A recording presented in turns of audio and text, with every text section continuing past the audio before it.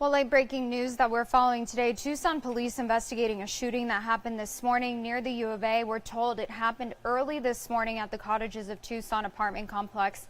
That's at 22nd Street near South Keno Parkway. Details are limited, but police say that a man was taken to the hospital this morning before officers had arrived. At this hour, that investigation is still ongoing. Of course, as we learn more, we will update you on air and online. Happy Monday, friends. Thanks for joining us for this 13 Plus FastCast. I'm Anna Orsini. And I'm Carson Courier. Thank you all for joining us. Happy Monday, everyone. And we are joined by First Alert meteorologist Mallory Schnell on making your rare CTV appearance. I know, so have exciting. Happy to be here. Well, yes.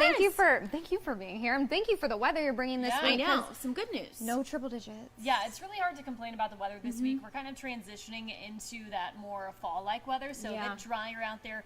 Cool mornings, warm afternoons. But, of course, it's been a hot year. We know we're going to take a look at our triple-digit tally so far for 2023. We've had 79 days in the triple digits so far this year. The record, 108. So we're still far off that. That was set back in 2020. 51 of those days have been 105 degrees or hotter. And, of course, we broke a new record with our 110-degree days at 18. Now, today's forecast, we're looking to fall just behind that 99. Our forecast high in Tucson today, 90 degrees in Sierra Vista. Low temperatures tonight could drop into the upper 50s in Sierra Vista, so certainly something to look forward to there. Mostly sunny skies on tap with a bit of an afternoon breeze. You can see highs staying in the 90s, likely upper 90s through Thursday. We drop into the mid to potentially lower 90s by Friday and the weekend. Very dry over the next 7 days. The bulk of that precip really staying in the central part of the country and also along the Atlantic coast over the next week. Now, afternoon dew points, they will be in the 30s, potentially in the 20s for the next 7 days. So once again, air very dry, low humidity on tap. That's going to give us those really kind of crisp morning lows in the 60s and lower 70s. So if we put that all together, here is your 7-day forecast. Lots of sunshine today and tomorrow, highs in the upper 90s, lows in the 60s. Few additional clouds Wednesday. A system off to our north Thursday will kick up those winds a little bit, and then we drop into the low to mid 90s Friday through the weekend. So fall's trying. It's trying. It is She's trying to get here. You can feel that hint during the mornings and the evenings. The brisk chill. Yes. I think Saturday was the first time I felt it. I walked outside. It was like 7, 8 o'clock, and I was like, oh, there it is. You can tell. Yeah. The air just changes. So nice. And this upcoming weekend, 92. So not make bad. Some plans on Saturday. Yeah, absolutely. Definitely. Okay, well, perfect. Thank you, Mallory. Of course. Well, big story that we are following today. Right now, we know that a plane carrying 5 Americans freed from prison in Iran landed in Doha today. The Iranian Foreign Ministry says it's part of a wider U.S.-Iran deal. 3 Americans who are publicly known as part of the agreement have all been imprisoned there for more than 5 years. The identities of the other 2 have not yet been released. The U.S. government has designated all 5 as being wrongfully detained.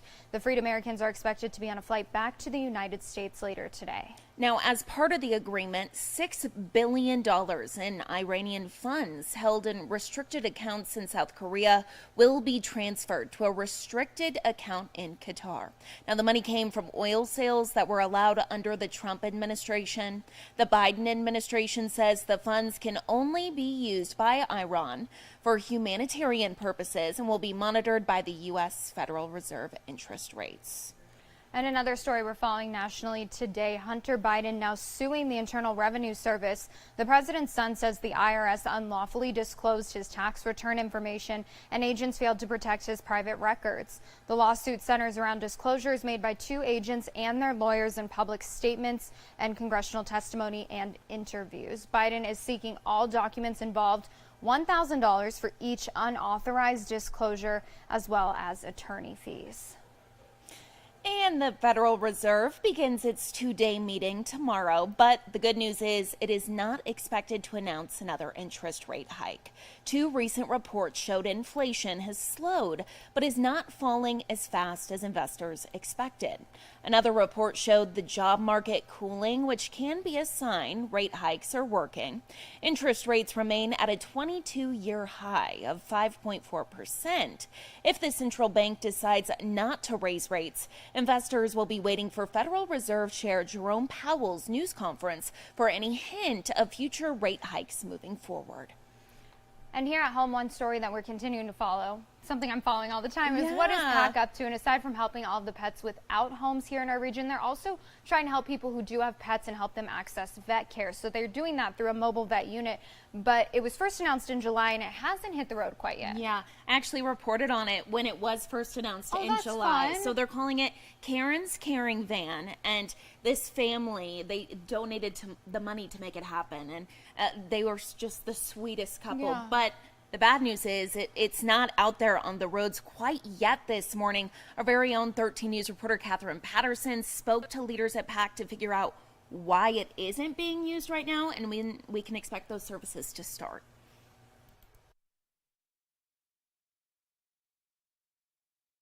Nancy Kate Grayson is a certified animal lover with plenty of love to go around. And I do have 2 fosters right now. But she knows taking care of a pet is difficult. It's not a simple situation. We're short vets, we're short accessibility, it's expensive. There's just lots of reasons it's not so simple. Which is why she was thrilled to hear about the mobile medical unit PAC announced months ago. We live in a community where, we have a lack of affordable vet care in general, but not just Pima County, but Arizona. And then we have these vast resource deserts that are not just deserts for veterinary care and pet care, but people care as well. The mobile unit is currently at the PAC location on Silver Bell, and that's where it will remain for now, as they say they're still in the process of training drivers and learning how to use the equipment. We need to be extra careful. So we're using it when we're doing surgeries on different days and things like that to make sure that we're 100% good to go when we don't have PAC pets there, when we have people's pets. Meanwhile, PAC's capacity numbers are constantly pushed to the limit, recently announcing they have 472 dogs. And it's just we need to get more animals out of the system quicker or have less animals coming in. So we're kind of hitting both ends, of the spectrum with our programming. And this mobile medical will just help us on that, hopefully on that intake piece by providing that care out in the community so they don't need to come to PAC. While they don't have a date set for when the medical unit will be released, many pet owners will remain waiting anxiously as the need grows. Hopefully, the planners here can address all of those things, and we can see the unit land sooner than later, for sure, because we're all very excited about it.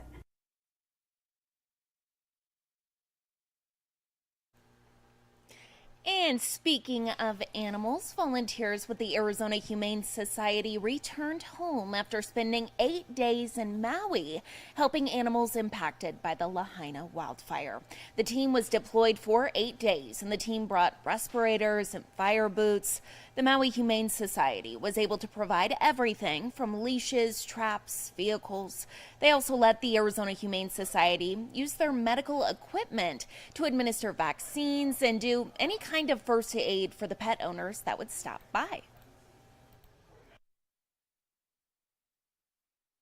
The FEMA vet that was there knew where all the cats were at and asked for the traps. We were able to provide her with the traps. She would check them for us daily, sometimes twice a day. And if there were cats in there, then we could be escorted in by her to the burn zone. We could recover those animals, reset traps, and start all over again. Miller added that the team did a lot of debriefing about what they saw and how this experience impacted them. And just a huge shout out to them, because I'm sure it was not easy being on the ground there. And there are obviously a ton of people who need your help, but also animals who needed help down there. So absolutely, yeah, big thank you to them. Definitely heroes, and happy to have them back home. Well, speaking of furry friends, take a look at this story, and you'll definitely get a kick out of this. Okay, so this is from Alaska. You can see him or her up to trouble right there. And it turns out they were. A mama bear and her cub broke into a van to absolutely just indulge in donuts. It was a Krispy Kreme delivery driver who left their van unattended, and look at these two. They said, great, doors open, we're going in. It turns out the bears were regular customers outside the store, and the day that they'd been waiting for, they said, this is our time to shine, let's get in there. Exactly. They ate all of the donuts in the van. Now you can just see from those pictures we were just showing how many donuts were in there, but in fact, if you were interested, 26 boxes total. We did the math. What was it? So if it was 12 in a box, so if it was a dozen, I know some places do like the extra one. Exactly. It's like a baker's dozen. So if it's 12 and 26 boxes of 12, that was 312 donuts that Can those you bears ate. imagine? I mean, I know when I eat one Krispy Kreme donut, you definitely feel like the sugar. It's like a very weight. It's like a sweet. brick in your stomach. So hey, more power to them. They said, we've been waiting for this moment. We're going to make the most of it. Can you imagine? They're probably hooked now because those Krispy Kreme donuts, All they're the like sugar, this is good drugs, stuff, honestly. Yeah. Well, good for them.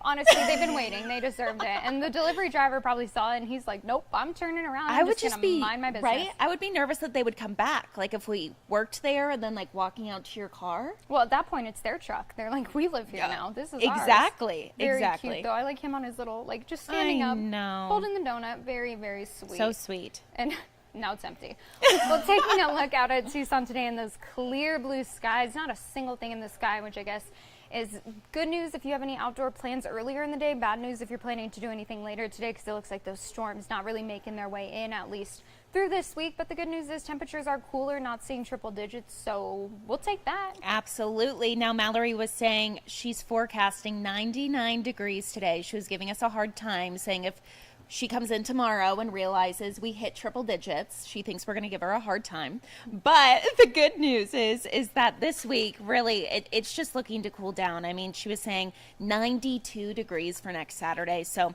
a lot to look forward to on your Monday. Thank you so much for joining us. Tune in at 2:30 for more news and weather.